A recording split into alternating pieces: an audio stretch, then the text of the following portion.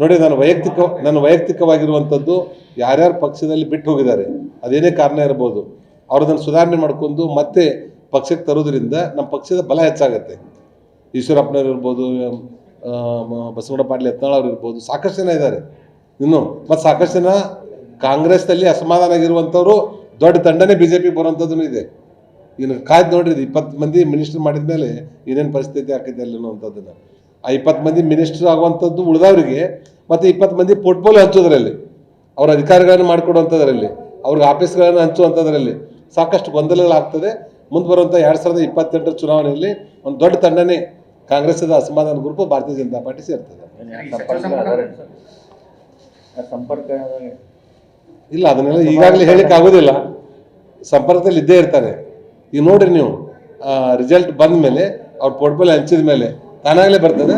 ಅದ್ರ ಸಲ ನಮ್ದೇನು ಉದ್ದೇಶ ಇದೆ, 2028ವರೆಗೂ ಅವ್ರು ಮ್ಯಾಂಡೇಟ್ ಕೊಟ್ಟಿದೆ ಕರ್ನಾಟಕ ಜನತೆ.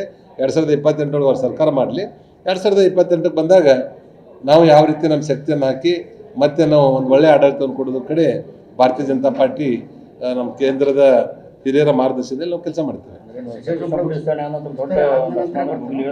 ಸ್ವಾಭಾವಿಕ ಒಬ್ಬ ಸಾಮಾನ್ಯ ಕಾರ್ಯಕರ್ತನೇ ಮಾತಾಡ್ತಾ ಇದ್ದಾನೆ. ಈಗ 60 ಮಂದಿ ಆಕಾಂಕ್ಷಿಗಳಿದ್ದಾರೆ. ಆ 20 ಒಂದು 15-16 ಮಾಡ್ಬೋದು ಅವರು. ಅವನ್ನ 4 ಉಳಿದಿರೋದ್ರ ಬಗ್ಗೆನೇ ಅದನ್ನು ಮೂಗಿಗೆ ತುಪ್ಪ ಹಚ್ಚಿ ಅವ್ರು ಮುಂದೆ ಹೋಗುವಂಥ ಕೆಲಸಗಳನ್ನು ಮಾಡ್ತಾರೆ. ಕಾಂಗ್ರೆಸ್ನಲ್ಲಿ ಇರುವಂಥವ್ರು ಎಲ್ಲರೂ ಹಿರಿಯರಿದ್ದಾರೆ. ಅವ್ರಿಗೆ ಅರ್ಥ ಆಗ್ತದೆ ರಾಜಕಾರಣ ಅಂದ್ರೆ ಏನು ಅನ್ನೋದಂಥದ್ದು ಅವ್ರಿಗೆ ಗೊತ್ತಾಗ್ತದೆ. ಅವ್ರು ಇಮಿಡಿಯೇಟಾಗಿ ಡಿಸಿಷನ್ ತೆಗೆದುಕೊಳ್ಳದೇ ಇರ್ಬೋದು. ಅಂಥವ್ರು ಬರುವಂಥ ದಿವಸದಲ್ಲಿ ನಿಶ್ಚಿತವಾಗಿಯೂ ಸಹಿತ ನಮ್ಮ ಕಡೆ ಅವರು ಹೋಲಿಕೆ ಮಾಡ್ತಾರೆ.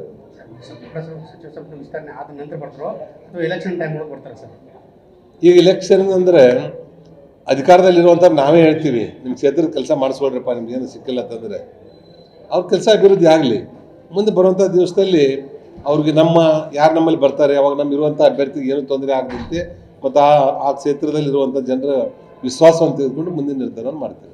ನೋಡಿ, ನನ್ನ ವೈಯಕ್ತಿಕವಾಗಿರುವಂಥದ್ದು ಯಾರ್ಯಾರು ಪಕ್ಷದಲ್ಲಿ ಬಿಟ್ಟು ಹೋಗಿದ್ದಾರೆ, ಅದೇನೇ ಕಾರಣ ಇರ್ಬೋದು, ಅವ್ರದನ್ನು ಸುಧಾರಣೆ ಮಾಡಿಕೊಂಡು ಮತ್ತೆ ಪಕ್ಷಕ್ಕೆ ತರೋದ್ರಿಂದ ನಮ್ಮ ಪಕ್ಷದ ಬಲ ಹೆಚ್ಚಾಗುತ್ತೆ. ಈಶ್ವರಪ್ಪನವ್ರು ಇರ್ಬೋದು, ಬಸವಣ್ಣ ಪಾಟೀಲ್ ಯತ್ನಾಳ್ ಅವ್ರು ಇರ್ಬೋದು, ಸಾಕಷ್ಟು ಜನ ಇದ್ದಾರೆ ಇನ್ನು. ಮತ್ತು ಸಾಕಷ್ಟು ಜನ ಕಾಂಗ್ರೆಸ್ನಲ್ಲಿ ಅಸಮಾಧಾನ ಆಗಿರುವಂಥವ್ರು ದೊಡ್ಡ ತಂಡನೇ BJP ಬರುವಂಥದ್ದು ಇದೆ.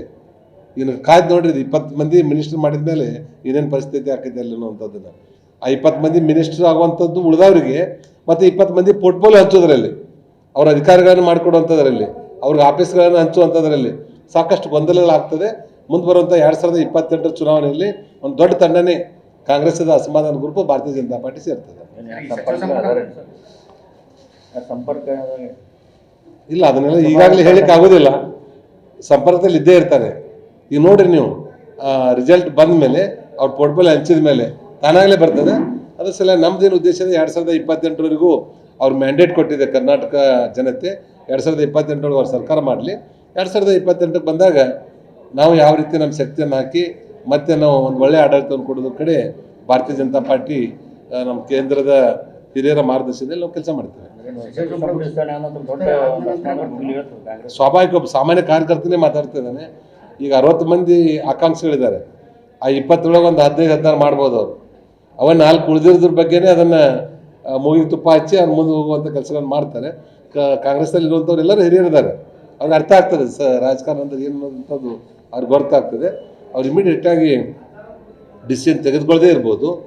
ಅಂಥವ್ರು ಬರುವಂಥ ದಿವಸದಲ್ಲಿ ನಿಶ್ಚಿತವಾಗಿಯೂ ಸಹಿತ ನಮ್ಮ ಕಡೆ ಅವರು ಹೋಲಿಕೆ ಮಾಡ್ತಾರೆ.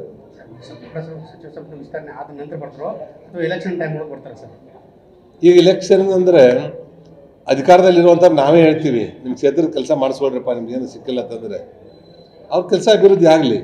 ಮುಂದೆ ಬರುವಂಥ ದಿವಸದಲ್ಲಿ ಅವ್ರಿಗೆ ಯಾರು ನಮ್ಮಲ್ಲಿ ಬರ್ತಾರೆ, ಅವಾಗ ಇರುವಂಥ ಅಭ್ಯರ್ಥಿಗೆ ಏನೂ ತೊಂದರೆ ಆಗದಂತೆ ಮತ್ತು ಆ ಕ್ಷೇತ್ರದಲ್ಲಿರುವಂಥ ಜನರ ವಿಶ್ವಾಸವನ್ನು ತೆಗೆದುಕೊಂಡು ಮುಂದಿನ ನಿರ್ಧಾರವನ್ನು ಮಾಡ್ತೇವೆ.